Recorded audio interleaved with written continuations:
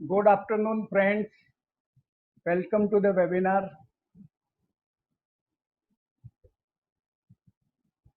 First, let us discuss what we are going to discuss today.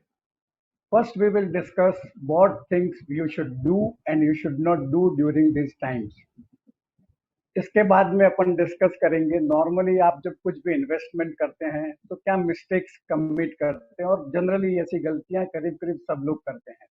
उसके बाद में मैं आपको यह बताऊंगा कि अगर आपको लंबे समय के लिए अगर पैसा इन्वेस्ट करना है then where you should invest your money. then I will discuss some aspects of tax planning through HUF, and then at the end I will give you some general tax saving tips. So first of all, let us discuss this do's and don'ts which you do not should not do during these difficult times, and these do's and don'ts not necessarily apply during these COVID times. यह जो dos and don'ts है वो generally आपको ध्यान रखना चाहिए general conditions में भी। तो सबसे ज्यादा जरूरी है प्रिजर्व कैश।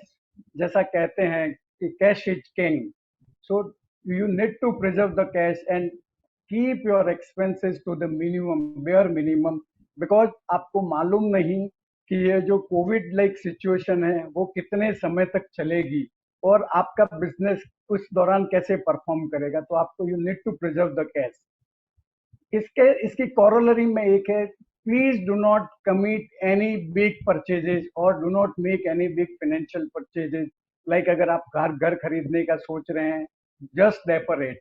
फोर व्हीलर खरीदना है, इवन आप टीवी रिप्लेस करने की भी सोच रहे हैं, तो please don't do it now. जैसे मैंने बताया, कैश प्रिजर्व करिए और वो सबसे ज्यादा जरूरी है। जनरली जैसे लोगों को लग रहा है, आप लोगों की तो दुकानें खुली है so you need not worry, but generally people are feeling that some of people may lose their job, some of the people may have to get cut in the salary. So ऐसी situation में normally लोगों को, मतलब यह general principle है personal finance का कि one should keep emergency fund equal to 6 months of expenses. और ये जो एक्सपेंसेज है ये कोविड टाइम के एक्सपेंसेस नहीं, नॉर्मली जैसे जो आप ईएमआई वगैरह भरते हैं वो भी इंक्लूड करने का मतलब आपके जो एवरेज आउटगो है उतना 6 महीने जितना आपको पैसा रखना चाहिए वो पैसा आप आपका एफडी में रख सकते हैं या लिक्विड फंड वगैरह में भी रख सकते हैं। इसके अलावा नॉर्मली जैसे हर एक व्यक्ति बोरो करता है, परंतु आपको बोरो करते समय you should know whether the loan is good loan और a bad loan. We have devised the triple A test to determine whether a particular loan is a good loan or a bad loan. So the first A is that it should add to your income। अगर कोई loan लेने से आपकी अगर income बढ़ती है, जैसे आप एजुकेशन लोन लिया, बिजनेस के लिए लोन लिया, प्लांट मशीनरी के लिए लोन लिया, इससे आपकी इनकम बढ़ेगी। परंतु आप हॉलीडेज के लिए लोन ले रहे हैं, मैरिज के लिए लोन ले रहे हैं, पर्सनल यूज के लिए कार खरीद रहे हैं, उसके लिए अगर आप लोन ले रहे हैं वो आपकी कोई इनकम ऐड नहीं करता तो वो बैड लोन है। दूसरा जो है, अगर आपकी इनकम में ऐड नहीं होता है then this loan should contribute to addition to your assets. अगर आप होम लोन ले रहे हैं तो चूंकि आपकी असेट बढ़ती है तो आपको वो लोन अच्छा है। परंतु जैसे मैंने बताया कि आप हॉलीडेज के लिए करते हैं या कार वगैरह खरीदते हैं तो उससे आपकी असेट नहीं बढ़ती है तो वो अच्छा लोन नहीं है, बुरा लोन है। और जो ट्रिपल ए टेस्ट है मतलब वो अप्रोप्रिएटनेस का है, मतलब आप जो लोन ले रहे हैं वो आपकी जो आर्थिक क्षमता है उसके हिसाब से अप्रोप्रिएट होना चाहिए और मौके के हिसाब से भी अप्रोप्रिएट होना चाहिए। मतलब जैसे अगर आप बच्चे की बर्थडे पार्टी में 10-15 लाख रुपया खर्च करते हैं तो वो अप्रोप्रिएट नहीं है। अगर आपकी इनकम ही सालाना 5 लाख रुपया है तो ये ट्रिपल ए टेस्ट आपको पास करना जरूरी है।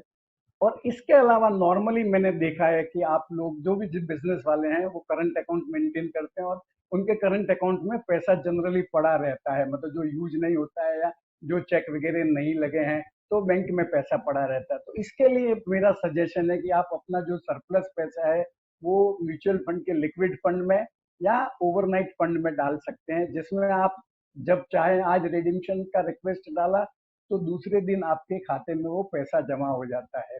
और कुछ म्यूचुअल फंड हाउसेज हैं वो allow you instant redemption up to 50,000 rupees और 90% of the balance. So as soon as you made the redemption request, the money gets credited in your bank account instantly. Next, in the do's and don'ts during, not necessarily during difficult times, these apply always. Buy life insurance.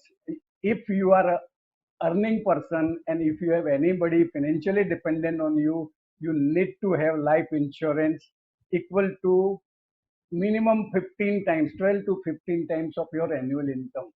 और अगर आपको insurance खरीदना है तो उसके लिए सिर्फ एक ही आइडियल प्रोडक्ट है, आपको टर्म प्लान खरीदना चाहिए। और अगर आप टेक्नोलॉजी सेवी है, आप ऑनलाइन जा सकते हैं, तो आपको ऑनलाइन टर्म प्लान खरीदना चाहिए, जो रेगुलर टर्म प्लान से भी आपको 10, 15, 20% सस्ता मिलेगा। लाइफ इंश्योरेंस के अलावा आपको हेल्थ इंश्योरेंस खरीदना जरूरी है। और हेल्थ इंश्योरेंस आपको घर के जितने मेंबर है, अगर आपका जो न्यू बोर्न चाइल्ड है, even you need to buy health insurance for the new born child. और जहां तक प्रश्न है कि आपको हेल्थ इंश्योरेंस कितना खरीदना चाहिए, so in case you are in metropolitan cities where naturally the cost of medical treatment is high, you should have 10 lakhs equal to health insurance. अगर आप छोटी जगह में हैं तो 5 लाख का ले लीजिए। अगर आप अफोर्ड कर सकते हैं तो आपके फैमिली मेंबर का इंडिविजुअल हेल्थ इंश्योरेंस लीजिए। और अगर इंडिविजुअल नहीं खरीद सकते तो आप पूरा फैमिली का एक फ्लोटर पॉलिसी आता है, वो फ्लोटर हेल्थ इंश्योरेंस ले लीजिए। अब जैसे आप आपके कस्टमर से क्रेडिट कार्ड एक्सेप्ट करते होंगे, आप खुद भी क्रेडिट कार्ड यूज करते होंगे, तो आपने एक बात ऑब्जर्व की होगी कि जब पर्स में से पैसा निकाल के देना होता है तो थोड़ा ज्यादा पिंच कर जाता है। उतना पिंच आपको या उतना दर्द आपको you do not feel when you swipe your credit card. So credit card is a double easy tool. उसमें आपको फायदा भी होता है, आपको इमरजेंसी के टाइम मदद भी हो जाती है, और कई बार आपको इसका नुकसान भी हो जाता है, मतलब आप डेट ट्रैप में फंस सकते हैं। तो मेरा सुझाव है कि आपके पास क्रेडिट कार्ड होना चाहिए, आपको उसको इमरजेंसी में ही यूज करना चाहिए, और नॉर्मल सर्कमस्टेंसेज में आपको आपका जो क्रेडिट कार्ड है वो यूज नहीं करना चाहिए, डेबिट कार्ड ही यूज करना चाहिए। और जितना बिल आपका आता है उतना आपको पूरा का पूरा पेमेंट करना चाहिए। कई लोग ऐसा सोचते हैं, अरे 5% दे दो ना, कुछ होता नहीं है, परंतु you would not have observed that the interest charge on rollover of credit card dues is 36%, absurd amount to pay for availing the facility. So don't avail the rollover facility.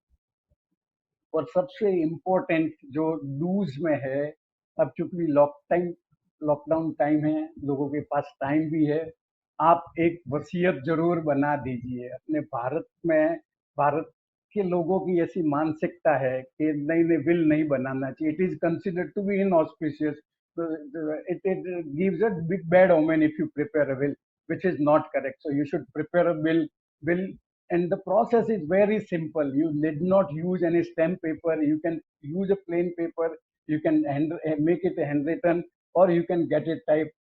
Will के ऊपर आपको 2 गवाह के हस्ताक्षर करवाना जरूरी है, and one of the witness should preferably be a medical doctor, your family doctor, so that in the event of any doubt he can certify that the person was in a good mental condition to prepare the will.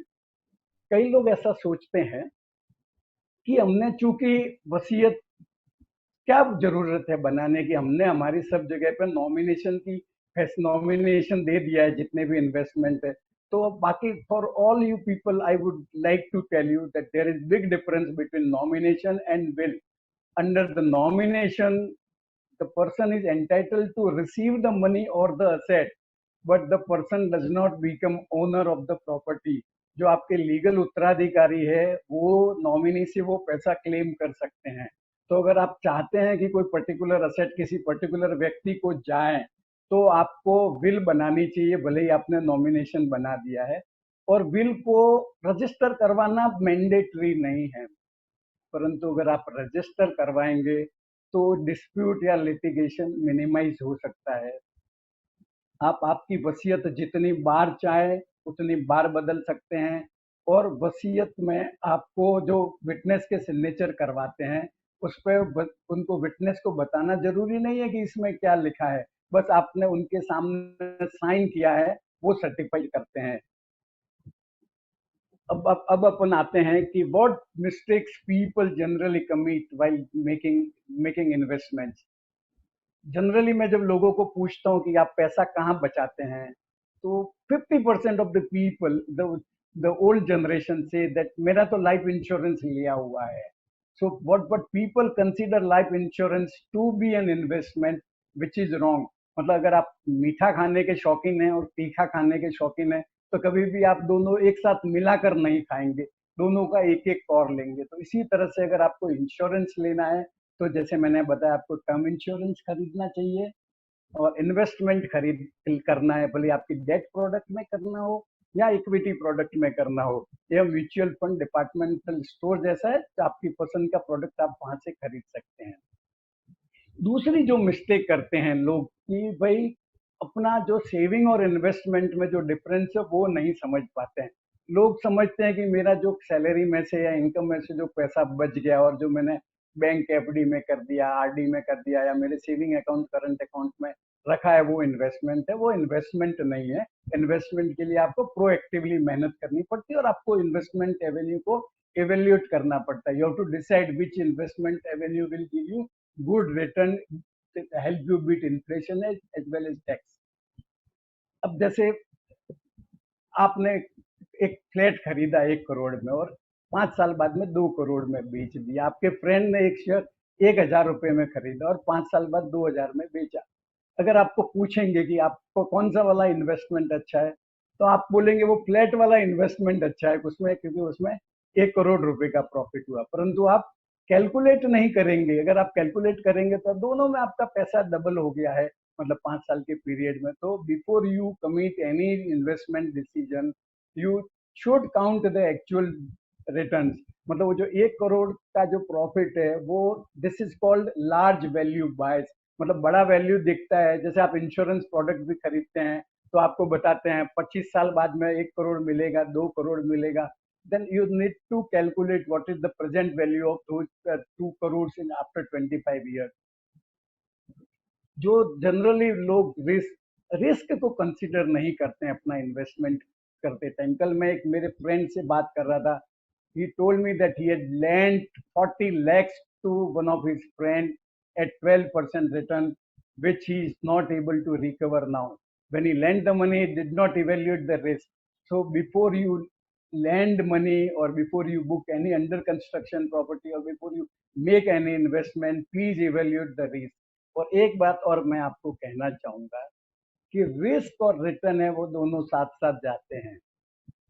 जितना ज्यादा risk आप लेंगे उतना ज्यादा return आएगा, और जितना ज्यादा रिटर्न की आप एक्सपेक्टेशन करेंगे उतनी ही आपको रिस्क लेनी पड़ेगी। कोई अगर आपको बोले कि आपका मैं 1 साल में पैसा डबल कर दूंगा, तो ऐसे उसमें रिस्क सामने से दिखती है क्योंकि रिटर्न्स बहुत ज्यादा।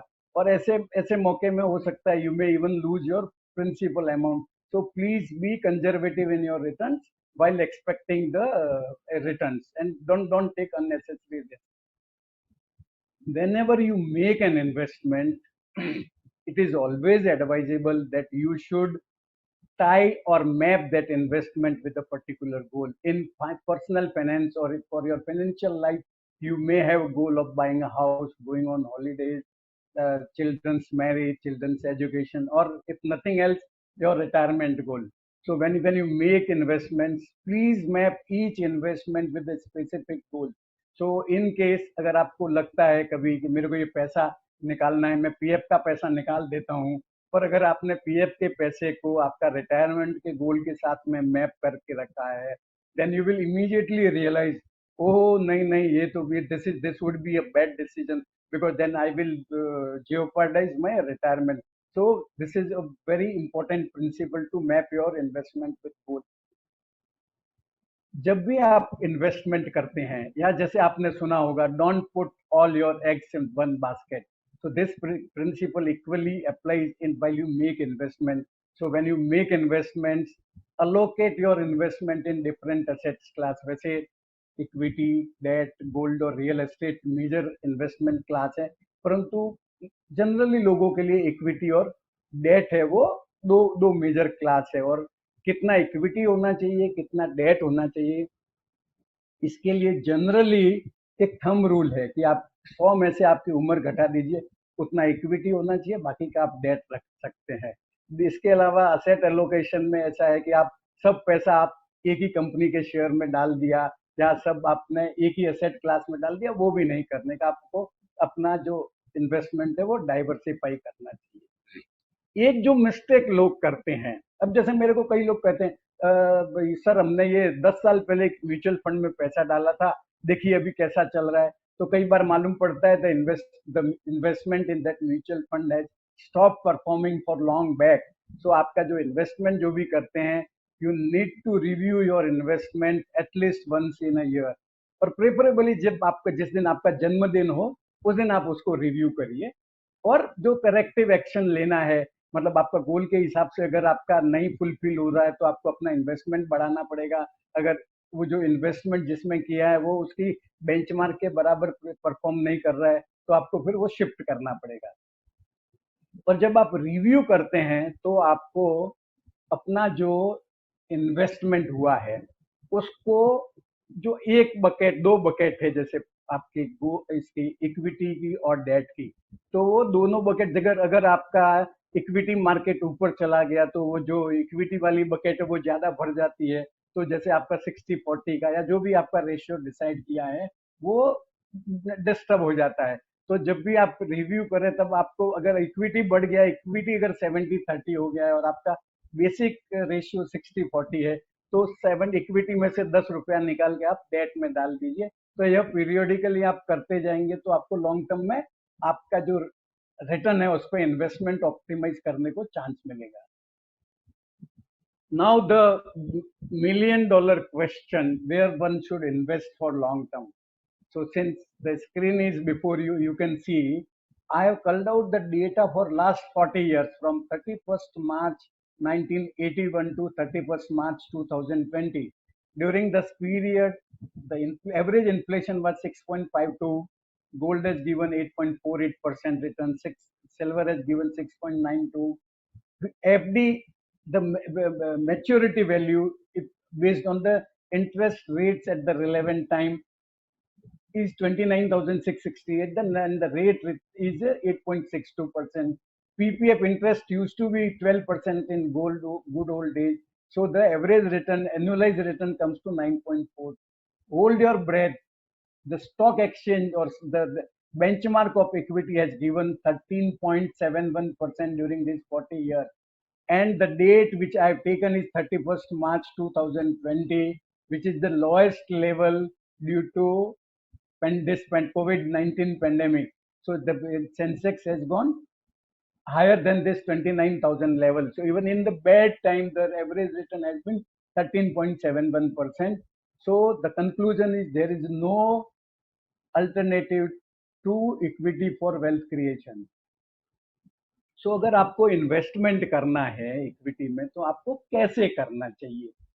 अब जैसे कई लोग डायरेक्ट शेयर खरीदते हैं, बेचते हैं, पर मेरा ऐसा ऑब्जर्वेशन है और मेरा ऐसा मानना है कि direct equity investment is not everybody's cup of T, and it requires full time devotion. You need to understand the economy, the industry, and the management of the company also. So I will not advise, or rather I do not advise anybody to invest in equity through direct investment in the company. So the next option is you should invest in equity through the medium of mutual funds, where mutual fund managers are professionally qualified and they are experienced people. ये उनका business है। जैसे आपके medical line में आपकी expertise है, वैसे investment में म्यूचुअल फंड मैनेजर की एक्सपर्टीज है और उसमें वो आपको बढ़िया सर्विस दे सकते हैं। जहां तक प्रश्न आता है कि आपको अगर म्यूचुअल फंड में इन्वेस्ट करना है तो कैसे करना चाहिए, तो मार्केट बहुत फ्लक्चुएट होता रहता है, ऊपर जाता है, नीचे जाता है, पर लॉन्ग टर्म में ये ऊपर ही जाता है। परंतु अगर आप सोचे कि मैं मार्केट को टाइम करने की कोशिश करूं कि नहीं अभी तो ये एकदम बॉटम आ गया है, अभी डाल दूं, तो वो आपका निर्णय गलत भी हो सकता है। इसके लिए आप इक्विटी में जो अगर पैसा इन्वेस्ट करना है तो आप लंप सम कभी भी नहीं करिए। आप सिस्टमेटिक इन्वेस्टमेंट प्लान के जरिए, भले आप मंथली एसआईपी करें, वीकली करें, क्वार्टरली करें, कर सकते हो। और अगर आपके पास में अगर लंप सम पैसा है तो आप वो पैसा आपको जिस फंड हाउस में इन्वेस्ट करना है उसका लिक्विड फंड में डाल दीजिए, और वहां से सिस्टमेटिक ट्रांसफर प्लान के जरिए इन्वेस्ट कर सकते हैं, जिसको एसटीपी बोलते हैं। अब जैसे आप मेडिकल फील्ड वाले हैं तो आपको मालूम होगा कि ये सेल्फ मेडिकेशन कितना नुकसानदायक है। अब जैसे है सकते हैं, अगर एक कारण के लिए दूसरे कारण वाली अगर दवाई ले ली जाए तो रिएक्शन हो सकता है। जैसे ऐसा ही जो इन्वेस्टिंग है वो भी थोड़ा डेलिकेट फील्ड है, और इसमें सेल्फ मेडिकेशन नहीं करना चाहिए। मेरी राय में आपको प्रोफेशनल आदमी की मदद लेके इन्वेस्टमेंट करना चाहिए। और जहां तक कैसे प्रोफेशनल की मदद लेनी चाहिए, अब जैसे म्यूचुअल फंड डिस्ट्रीब्यूटर्स भी है जिसमें उनका इंटरेस्ट है तो उनको कमीशन मिलता है। इसके अलावा प्योर फी बेस्ड प्रोफेशनल भी है, इन्वेस्टमेंट एडवाइजर्स है। उनका काम सिर्फ एडवाइस देना है, मतलब वो ऐसे डॉक्टर हैं जो सिर्फ प्रेस्क्रिप्शन लिखते हैं, अपने यहाँ से बोतल में डाल के दवा नहीं देते हैं। तो ऐसे प्रोफेशनल से लेना चाहिए जो सिर्फ फी फॉर प्रोफेशनल है, मतलब उनको कोई कौन सी दवाई आप लेते हैं उसमें कोई इंटरेस्ट नहीं है। तो आपको क्या है, जो ओपिनियन है, जो अनबायस्ड एडवाइस का गारंटी रहता है। अभी अपन टैक्स प्लानिंग, अगर आपको एचयूएफ में के जरिए आप कैसे टैक्स प्लानिंग कर सकते हैं वो डिस्कस करेंगे। एचयूएफ जो है वो पेक्यूलर कंसेप्ट है इनकम टैक्स एक्ट के लिए। मतलब हिंदू लॉ में एक जॉइंट अनडिवाइडेड फैमिली कॉन्सेप्ट है। इनकम टैक्स में एक एचयूएफ एक अलग से टैक्स एंटिटी है। मतलब आपका जैसे इनकम टैक्स का फाइल है वैसे एचयूएफ का भी अलग से इनकम टैक्स का फाइल होता है। आप इनकम टैक्स का अलग फाइल रख सकते हैं, परंतु जैसे एचयूएफ का मतलब है हिंदू अनडिवाइडेड पहले फैमिली, और जैसे वर्ड में ही there is Hindu, so only Hindu can have it. So for the purpose of HUF, Hindu definition is little bit wider, and if Hindu for this purpose includes Hindu, Sikh, Jain and Buddha. Christian and Muslims cannot have an HUF. Anybody who is born in the family or comes into the family through marriage and is connected through a common male ancestor is a member of the family. There are two concepts, member as well as co-partner. So जो भी व्यक्ति शादी से या जन्म से या even adoption से घर में आता है वो मेंबर है, परंतु जो व्यक्ति फैमिली में जन्म लेता है, भले लड़का हो या लड़की हो, वो को पार्टनर माना जाता है। पहले लड़की को को पार्टनर नहीं माना जाता था, सिर्फ लड़के को ही को पार्टनर माना जाता था।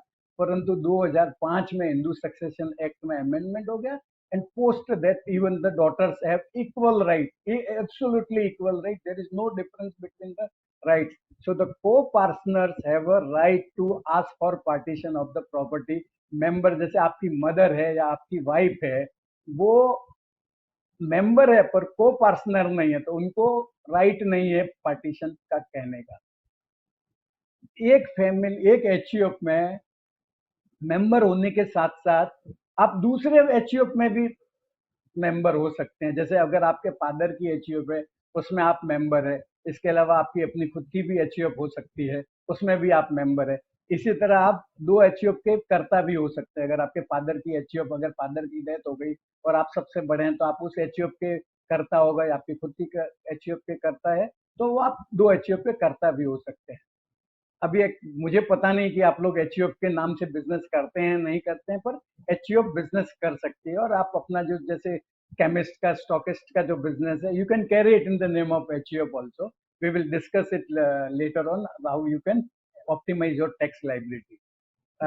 For the purpose of carrying on business, HUF can arrange funds by borrowing from members and from outsiders. और जो पैसा HUF बोरो करता है उस पे जो ब्याज है वो मेंबर्स को और बाहर वालों को भी दे सकता है। अभी कई लोगों को यह समस्या होगी कि हमारे पास तो अभी एचयूएफ नया है, उसमें कोई कैपिटल ही नहीं है, तो उसमें कैपिटल कैसे बनाई जाए। तो जो इनकम टैक्स का सेक्शन है 56(2)(10), उसमें क्या है कि अगर आपको साल में 50,000 से ज्यादा की गिफ्ट आती है तो वो पूरी की पूरी गिफ्ट आपकी इनकम में मानी जाती है। परंतु आपकी रिलेटिव या कोई स्पेसिफाइड ओकेजन शादी वगैरह है उस पर जो मिलती है तो उसको आपकी इनकम नहीं माना जाता। तो अगर आपके एचयूएफ के कोई इनकम ही नहीं है तो अगर आप आपके जो रिलेटिव है, मतलब मेंबर नहीं, रिलेटिव है, और या कोई आउटसाइडर है, उनसे भी अगर आप गिफ्ट ले सकते हैं, 2.5-3 लाख रुपए का अगर गिफ्ट ले लेते हैं, उसको आप इनकम बता देंगे तो वो आपकी कैपिटल हो जाएगी। पर गिफ्ट लेते समय यह ध्यान जरूर रखिएगा कि यह गिफ्ट आप उन व्यक्तियों से लें जिनका इनकम प्रूव होता है। अगर आप कल को अगर यह बोगस प्रूव हो गया तो आपकी आपकी इनकम टैक्स 60%, 60% के हिसाब से टैक्स हो जाएगी और पेनल्टी वगैरह भी लग जाएगी। अभी अपन देखते हैं कि अपने को एचईओ के जरिए कैसे टैक्स बचाया जा सकता है। जैसे मैंने बताया कि एचईओ की अलग से इनकम टैक्स फाइल हो सकती है, और जैसे आपकी बेसिक एग्जेम्पशन लिमिट है वो 2.5 लाख रुपया है जनरली सबके लिए। सीनियर सिटीजन के लिए जो 60 से ऊपर है उनके लिए 3 लाख, और जो 80 साल से ऊपर है उनके लिए 5 साल है। तो एचईओ के लिए वो सबके लिए, उसमें कोई क्यों, एचईओ की चूंकि उम्र नहीं होती है तो 2.5 लाख की बेसिक एग्जेम्पशन है। और जैसे आप से अपना एटीसी में डिडक्शन लेते हैं, प्रोविडेंट फंड का, होम लोन का, स्कूल फी का, लाइफ इंश्योरेंस का, ईएलएसएस का, एनएसए का, उसी तरह एचईएफ में भी आप कुछ आइटम्स का बेनिफिट ले सकते हैं। आप अपना जो मेंबर हैं, फैमिली के मेंबर एचईएफ के, उनके लिए लाइफ इंश्योरेंस का प्रीमियम पेमेंट कर सकते हैं। हालांकि एचईएफ पीपीएफ का अकाउंट नहीं खोल सकती, परंतु अपने जो मेंबर है उनके पीपीएफ खाते में पैसा जरूर जमा करा सकती है। इसी तरह एचईएफ अपने मेंबर के लिए मेडिक्लेम हेल्थ इंश्योरेंस पॉलिसी ले सकती है। और अगर उसकी मेंबर की उम्र 25 साल से कम है, अगर 60 साल से कम है तो 25,000 रुपये, अगर 60 साल से ज्यादा है तो 50,000 रुपये तक का डिडक्शन ले सकते हैं।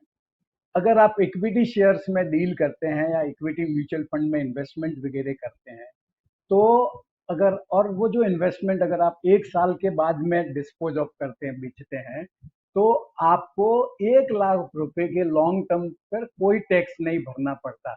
मतलब आप इफेक्टिवली 2.5 लाख रुपया बेसिक एग्जाम्पशन और ये 1 लाख रुपया इक्विटी लिस्टेड शेयर्स का या इक्विटी ओरिएंटेड स्कीम्स का एग्जाम्पशन लेके 3.5 लाख रुपया बिना टैक्स भरे हुए हर साल आपकी इनकम बढ़ा सकते हैं। एचईएफ अपने नाम से घर खरीद सकती है, होम लोन ले सकती है, और अगर होम लोन ले सकती है तो एचईएफ को जो टैक्स बेनिफिट मिलते हैं, ब्याज का बेनिफिट सेक्शन 24B में मिलता है। And for repayment of the home loan, HUF can claim deduction under section 80C together with the other items up to 1,50,000 in a year. Now let us come to this is concluding part of the discussion. These are some tax saving tips which people are normally not aware.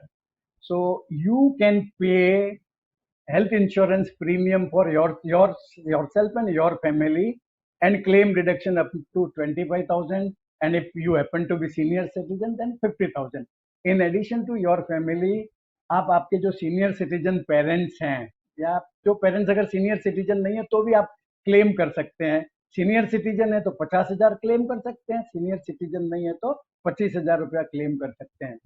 अगर आप senior citizen है या आपके parents senior citizen है, तो या दोनों अगर सीनियर सिटीजन है, तो और आपके पास मेडिक्लेम का कोई पॉलिसी नहीं है, तो आप जो डे टू डे आपके जो खर्चे होते हैं दिन, जैसे बीपी का खर्चा है, दवाई का खर्चा है, शुगर का खर्चा है, या मेडिकल टेस्ट वगैरह कराने का खर्चा है, हॉस्पिटलाइजेशन का खर्चा है, वो अगर आप चेक से पेमेंट किया है तो 50,000 रुपये तक का क्लेम कर सकते हैं।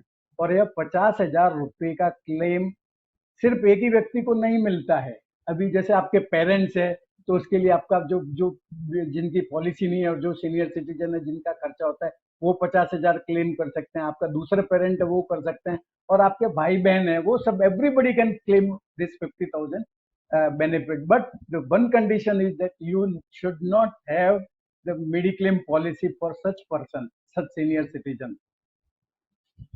आप लोगों को शायद मालूम नहीं होगा कि, जैसे मालूम तो है ये कि भाई आप अपने बच्चों का लाइफ इंश्योरेंस का प्रीमियम का पेमेंट कर सकते हैं और उस पर एटीसी का डिडक्शन ले सकते हैं, but only a few of you would be aware that even you can pay this life insurance premium for your independent child or your married daughter.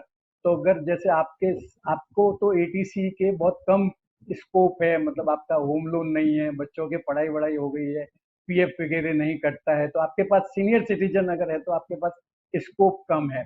उसके विपरीत आपके बच्चों के होम लोन है, पीएफ है, स्कूल फीस है, उसकी वजह से जो 1.5 लाख की लिमिट है, वो 1.5 लाख की लिमिट जल्दी ही खत्म हो जाती है। तो ऐसे ऐसी स्थिति में आपके बच्चों का जो लाइफ इंश्योरेंस का प्रीमियम है वो आप अपने अकाउंट में से भर सकते हैं और क्लेम कर सकते हैं। जैसे मैंने बताया कि मेडिक्लेम का पेमेंट बच्चे कर सकते हैं, और जैसे लाइफ इंश्योरेंस का प्रीमियम पेरेंट्स कर सकते हैं, तो दोनों को बेनिफिट मिल जाएगा और आपकी ओवरऑल टैक्स लाइबिलिटी कम हो जाएगी।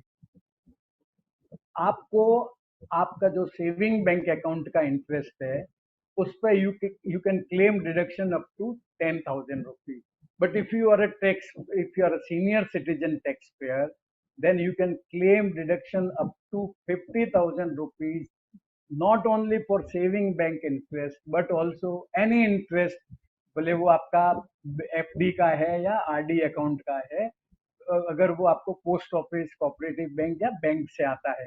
तो कई कई बार क्या होता है, जैसे आप नॉन सीनियर सिटीजन है और आपका एफडी है, तो आपको उस पर पूरा का पूरा टैक्स भरना पड़ता है, क्योंकि you do not get any deduction, but your parents can claim deduction under section 80 ttb for even fd interest also.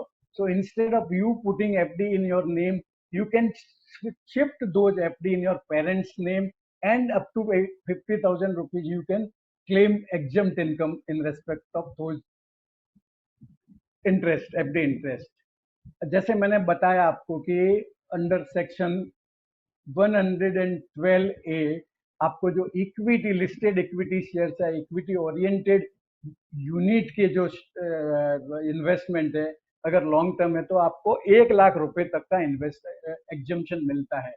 तो अगर आप इक्विटी में इन्वेस्ट करते हैं तो मेरा सुझाव रहेगा, आपके जितने फैमिली मेंबर है, invest in everybody's name and all family members name, and avail this basic exemption of 1 lakh rupee for each of your family member।